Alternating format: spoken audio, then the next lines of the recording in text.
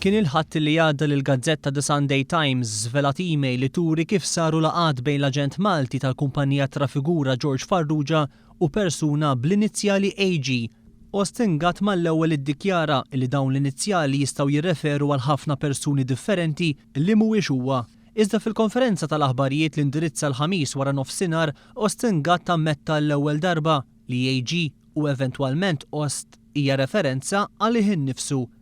Mill-lat prattiku, il-Ministru Ost u AG nimmaġina li għatin jirreferu għalija.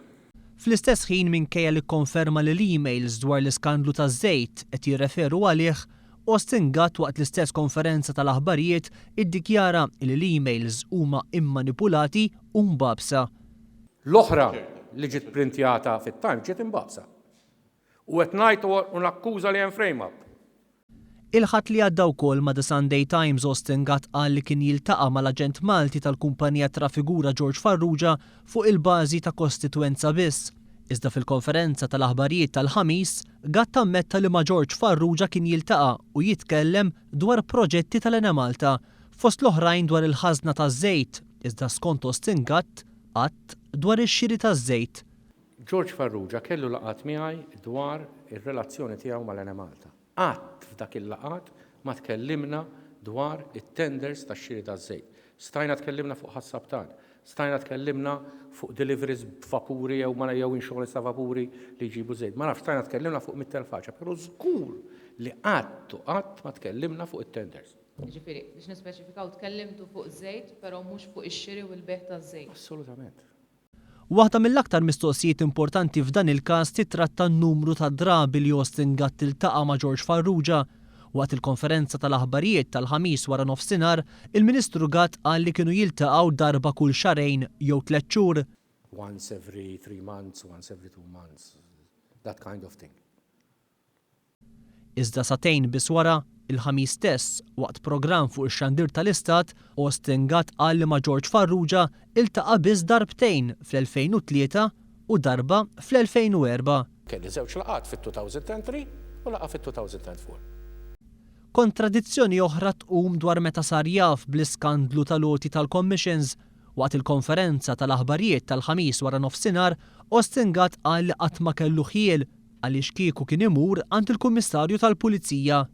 Jien qatt ma kelli ebda ħiel li kien hemm xi ħaġa regolari fix-xiri taż-żejt fl-Enemalta. Għax li kieku kelli kont immur dritt għand il-Kummissarju tal-Pulizija kif għamilt f'każi oħra. Iżda meta One News semma żewġ okkażjonijiet fejn intqal fil-pubbliku li kien hemm korruzzjoni fix-xiri taż-żejt u anki konflitti ta' interess, Austin Gatt biddel il-verżjoni. Dwar mistoqsija parlamentari li tefad dawl fuq l-aġir ta' Frank Sammut, il-persuna li allegatament irċiviet il-commissions fuq ix-xiri taż-żejt, Austin Gatt qal li hu ma seta' jagħmel xejn. F'dak il-każ inti ma ħassejtx li kien ikun prudenti li l-Pulizija jinvestigaw? Fil-fatt għatlu mur ir-rapporta għax hu kien jafhom. Inti bħala Ministru ħassejt li għandek tmur tgħid lill-Pulizija biex jinvestigaw? Jiena waħda ma nista' ngħid xejn. Għaliex jien jekk tiġi tgħid li int naf hekk fuq lu. Jiena li detto del detto. Ir-rapport hu jrid jagħmlu ma nistax nagħmlu jien għalih.